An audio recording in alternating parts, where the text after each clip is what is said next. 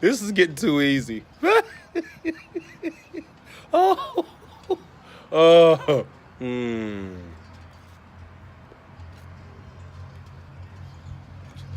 A tradition like no other. Every year since 2012, time and time again, I come on here and have to set the irrational fan base straight, mock them, shame them, and give them a taste of their own medicine. This year, the garbage coming out of you people's mouths still at a high level. I love it. I appreciate it. But a simple analysis of your team at the beginning of the season, in the middle of the season, at the end of the season, would have told you you have big flaws. And the NCAA tried to give you a cakewalk to the Final Four. And yet, you still tricked it off 2 years in a row. Last year, you flamed out the lowly Kansas State without their best player. This year, you lose to Auburn without one of their best players. What is going on with you people? I've heard it all this year. I heard PJ is a lottery pick. I heard Tyler Hero is just as good as Rex Chapman. You stop it. That's blasphemous. I saw Rex with my own eyes. You're liars. I heard that Hagens was a great defensive player, although he gets baked off the dribble at will. I heard that Johnson's there, so even though I like Johnson, but Johnson doesn't have it up here yet. He'll get that in the NBA. All right? I heard that EJ Montgomery via Dick Vitale was a star. I've heard it all. And you people right on the bandwagon, drinking that pitcher of Big Blue Kool-Aid and running those chops. Well, how do those chops feel right now?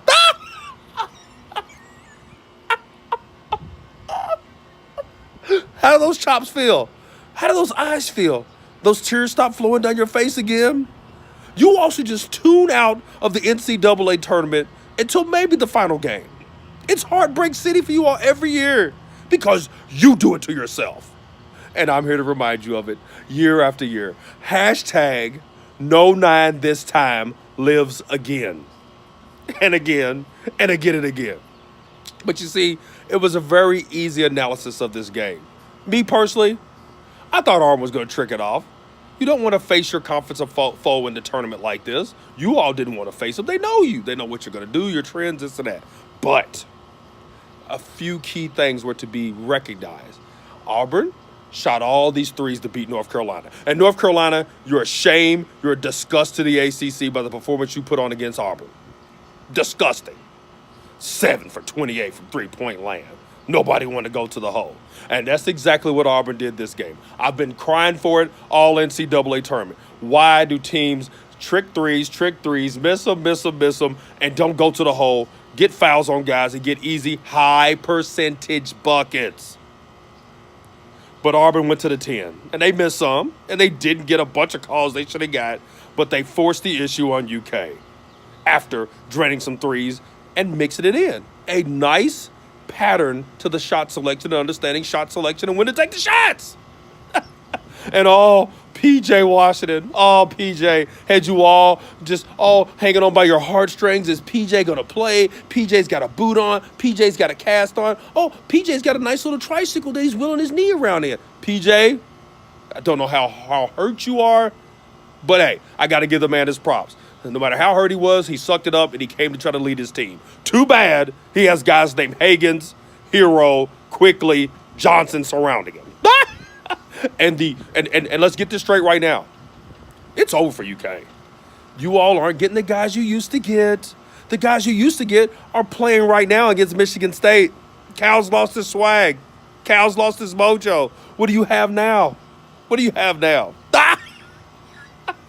You all hype them up every time. You all are now taking graduate transfers, which you mocked my program for tremendously. You mocked us.